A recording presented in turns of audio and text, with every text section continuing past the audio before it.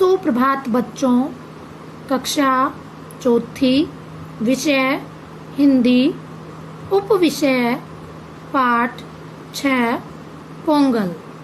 पुस्तक का नाम नई गुलमोहर, हिंदी पाठ्य पुस्तक, व्याख्यान 2। बच्चों, व्याख्यान 1 में हमने पाठ को पढ़ा और पाठ में आए शब्दों के अर्थ जाने। आज व्याख्यान 2 में हम पाठ के कठिन शब्द, शब्दार्थ और अभ्यास कार्य का अध्ययन करेंगे। अब हम पाठ में आए कठिन शब्द के बारे में जानते हैं। नंबर 1 त्योहार, नंबर 2 आकृतियाँ, नंबर 3 शर्करई, नंबर 4 गंडेरियाँ, नंबर 5 कृतज्ञता, नंबर 6 पुष्प, नंबर 7 रुपया, नंबर 8 रोमांचक, नंबर 9 दृश्य। अब एक बार इन कठिन शब्दों को पुनः दोहराते हैं। नंबर 1 त्योहार, नंबर 2 आकृतियाँ, नंबर 3 शर्करई, नंबर 4 गंडेरियाँ, नंबर 5 कृतज्ञता, नंबर 6 पुष्प, नंबर 7 रुपया, नंबर 8 रोमांचक, नंबर 9 दृश्य। भारत को त्योहारों का देश कहा जाता है। इस देश में शायद ही कोई दिन ऐसा हो जिस दिन कोई पर्व त्योहार न मनाया जाता हो। पोंगल तमिलनाडु में मनाया जाने वाला एक प्रसिद्ध त्योहार है। यह तई नामक तमिल महीने की पहली तारीख को मनाया जाता है। तमिलनाडु में धान की फसल समेटने के बाद लोग खुशी प्रकट करने के लिए पोंगल का त्योहार मनाते हैं। यह दिन जनवरी के मध्य में आता है। पोंगल उत्तरायण के आरंभ का सूचक है। उत्तरायण का अर्थ है सूर्य का उत्तर दिशा में गमन। पोंगल के पहले और बाद वाले दिन का भी पोंगल जितना ही महत्व है। पोंगल के पहले वाले दिन को बोगी कहते हैं। इस दिन लोग घर की सफाई करते हैं, पुरानी और बेकार चीजों को फेंकते हैं या जला देते हैं। पोंगल से पहले सारी रात लोग बेकार चीजों की होली जलाते हैं। चीजों को जलाते हुए लड़के छोटे छोटे ढोल पीटते रहते हैं। इस ढोल को तमिल में बोगी कोट्टू कहते हैं। ये ढोल इसी दिन के लिए बनाए जाते हैं। सांझ को जब घर में सफेदी हो चुकी होती है तब फर्श को रगड़ रगड़ कर धोया पोंछा जाता है। चावल के आटे से फर्श पर कुछ आकृतियाँ बनाई जाती हैं जिन्हें कोलम कहते हैं। कोलम नई फसल के चावल से बनाते हैं, इसलिए इसका विशेष महत्व है। कोलम के सुर्ख आटे को पानी में घोलकर उससे प्रत्येक कमरे के भीतर दीवारों के साथ साथ पट्टियां बनाई जाती हैं। पोंगल के लिए एक विशेष बर्तन खरीदा जाता है।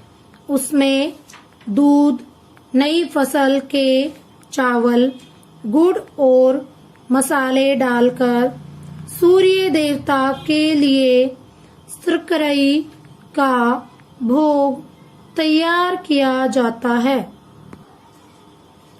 इसलिए इस दिन को शर्करई पोंगल कहते हैं। जिस बर्तन में पोंगल बनाते हैं वह पोंगल पानी कहलाता है। बर्तन के गले पर हल्दी का पौधा बांधा जाता है।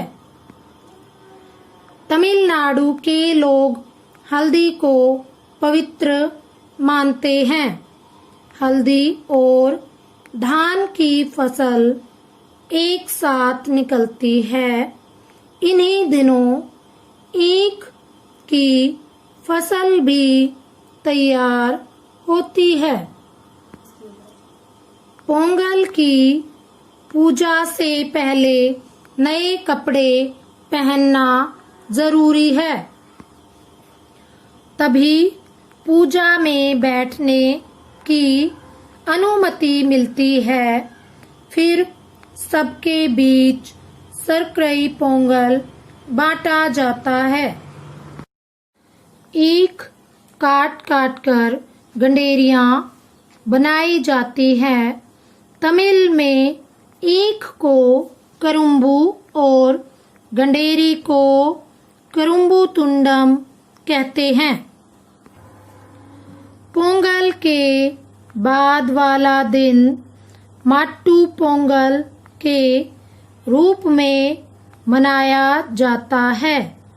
इस दिन पशुओं के प्रति कृतज्ञता प्रकट की जाती है, क्योंकि सारे साल वे ही परिवार की सेवा करते हैं।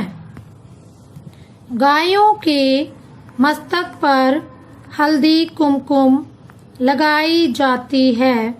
उनके गले में पुष्पहार डालकर उनकी पूजा की जाती है। उसके बाद उन्हें पोंगल खिलाया जाता है। खेतों में काम करने वाले लोग बैलगाड़ियों, हलों और दूसरे औजारों, हथियारों पर रंग रोगन करते हैं। बैलों के सींगों को घिस घिस कर नोकदार बनाया जाता है। उन पर रंग रोगन लगाकर उनकी नोकों पर धातु के छल्ले मढ़ दिए जाते हैं। ये तैयारियां होती हैं मंजीवरट्टू के लिए। रंग बिरंगे सींगों वाले बैल गले में मनके और घंटियां टनटनाते हुए गलियों में दौड़ते हैं। उनके पीछे युवकों के झुंड चलते हैं। कभी कभार कोई युवक किसी बैल को घेरकर उसकी पीठ पर सवार हो जाता है। कुछ फासले तक उसे दौड़ाने के बाद वह बैल के गले में बंधी रुपयों की थैली उतार लेता है। रुपये उसी युवक के हो जाते हैं। पर सब बैल इतनी आसानी से काबू में नहीं आते। कुछ बैल तो बड़े उग्र होते हैं। अगर कोई उनके निकट जाकर उनकी सवारी करने की कोशिश करता है या उनके गले में पड़े फूलों के हार या रुपयों की थैली उतारना चाहता है तो वे भड़क उठते हैं। फिर भी कई लोग अकेले ही या मिलजुल कर बैलों से टक्कर लेते हैं। बहुत ही रोमांचक दृश्य देखने को मिलता है। सायंकाल ग्राम देवी के मंदिर परिसर में महिलाएं पूजा करने आती हैं। इसके बाद शुरू होती है बैलगाड़ियों की मनोरंजक दौड़, जिसमें सभी आयु वर्ग के लोग उत्साहपूर्वक शामिल होते हैं। इस पाठ से हमने सीखा त्योहार हमें मिलजुल कर मनाना चाहिए। बच्चों, अब पाठ में आए कुछ कठिन शब्दों के अर्थ जानते हैं। नंबर 1, धान। इसका अर्थ है चावल का छिलका सहित रूप। नंबर 2, सूचक। इसका अर्थ है सूचना देने वाला। नंबर 3, आकृतियाँ। इसका अर्थ है बनावट। नंबर 4, सफेदी। इसका अर्थ है रंग रोगन पुताई। नंबर 5, भोग। इसका अर्थ है आराध्य को अर्पित किया जाने वाला खाद्य पदार्थ। नंबर 6, पवित्र। इसका अर्थ है पावन। नंबर 7, सुर्ख। इसका अर्थ है लाल। नंबर 8, अनुमति। इसका अर्थ है आज्ञा या इजाजत। नंबर 9, गंडेरियाँ। इसका अर्थ है गन्ने के छोटे छोटे टुकड़े। नंबर 10, कृतज्ञता। इसका अर्थ है आभार। नंबर 11 है नोकदार।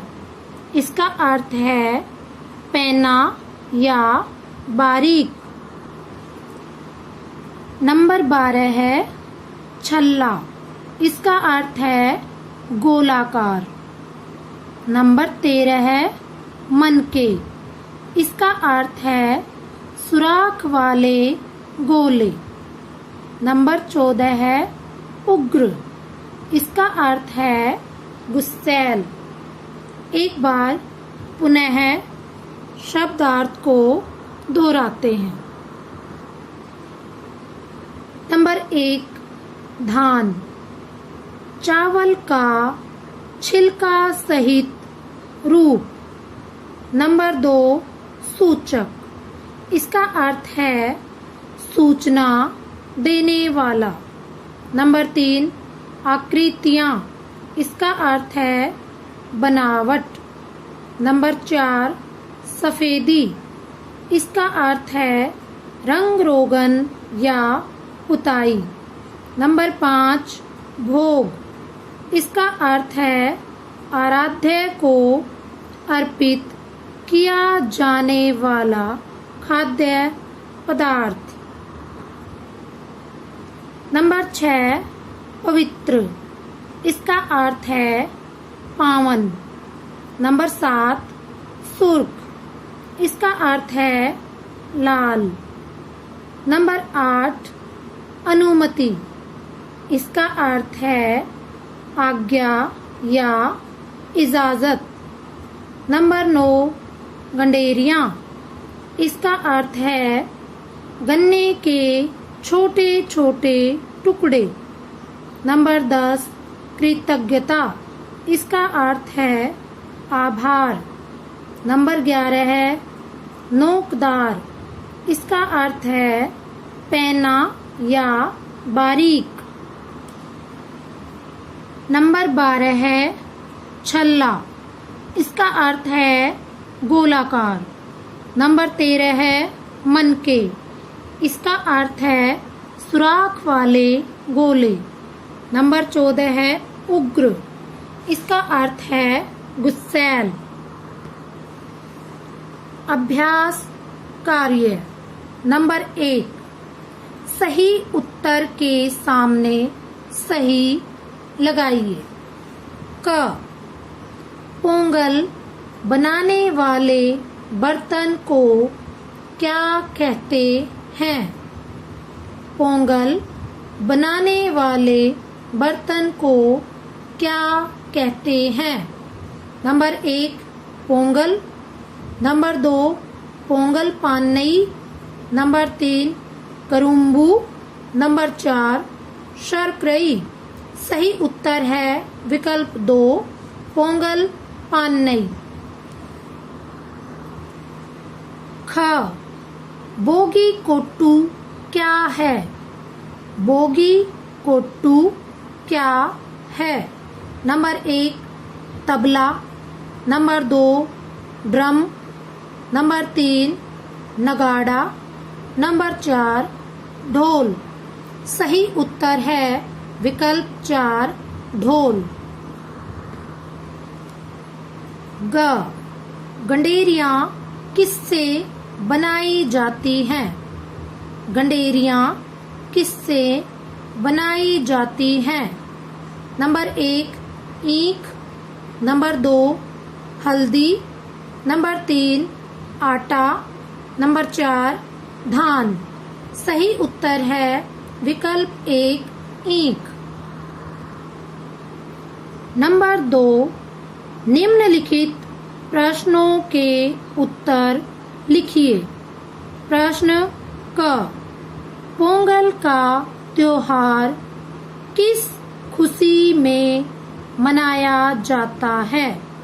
यह किसका सूचक है? उत्तर, पोंगल का त्योहार धान की फसल काटने की खुशी में मनाया जाता है। यह उत्तरायण के आरंभ का सूचक है। प्रश्न ख, पोंगल के पहले वाले दिन को क्या कहते हैं? इस दिन लोग क्या करते हैं? उत्तर, पोंगल के पहले वाले दिन को बोगी कहते हैं।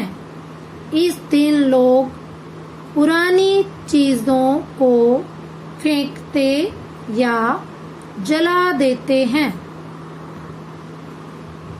प्रश्न ग, शर्करई पोंगल का भोग कैसे तैयार किया जाता है? उत्तर, शर्करई पोंगल का भोग दूध, नई फसल के चावल, गुड़ और मसाले डालकर सूर्य देवता के लिए तैयार किया जाता है। प्रश्न घ, माट्टू पोंगल के दिन पशुओं के प्रति कृतज्ञता किस प्रकार प्रकट की जाती है? उत्तर, गायों के मस्तक पर हल्दी कुमकुम लगाकर, गले में पुष्पहार डालकर माट्टू पोंगल के दिन पशुओं के प्रति कृतज्ञता प्रकट की जाती है। व्याख्यान 2 गृह कार्य। बच्चों, आज आपका गृह कार्य है कक्षा में कराए गए कठिन शब्द शब्दार्थ अपनी कॉपी में लिखो। व्याख्यान 1 गृह कार्य का हल। बच्चों, उम्मीद है आप सभी ने अपना गृह कार्य कर लिया होगा, लेकिन हम एक बार गृह कार्य का हल दोहराते हैं। निम्नलिखित प्रश्नों के उत्तर दीजिए। प्रश्न का पोंगल का त्योहार कब मनाया जाता है? उत्तर, तई नामक तमिल महीने की पहली तारीख को पोंगल का त्योहार मनाया जाता है। प्रश्न ख, भोगी के दिन लोग क्या करते हैं? उत्तर, भोगी के दिन लोग पुरानी चीजों को फेंकते या जलाते हैं। प्रश्न ग, कोलम किसे कहते हैं? उत्तर, चावल के आटे से फर्श पर आकृतियां बनाई जाती हैं, उसे कोलम कहते हैं। प्रश्न घ, कौन कौन सी फसलें एक साथ तैयार होती हैं? उत्तर, हल्दी, धान और ईख। पुनः गृह कार्य का हल दोहराते हैं। पोंगल का त्योहार कब मनाया जाता है? उत्तर, तई नामक तमिल महीने की पहली तारीख को पोंगल का त्योहार मनाया जाता है। प्रश्न ख, भोगी के दिन लोग क्या करते हैं? उत्तर, भोगी के दिन लोग पुरानी चीजों को फेंकते या जलाते हैं। प्रश्न ग, कोलम किसे कहते हैं? उत्तर, चावल के आटे से फर्श पर आकृतियां बनाई जाती हैं, उसे कोलम कहते हैं। प्रश्न घ, कौन कौन सी फसलें एक साथ तैयार होती हैं? उत्तर, हल्दी, धान और ईख। धन्यवाद।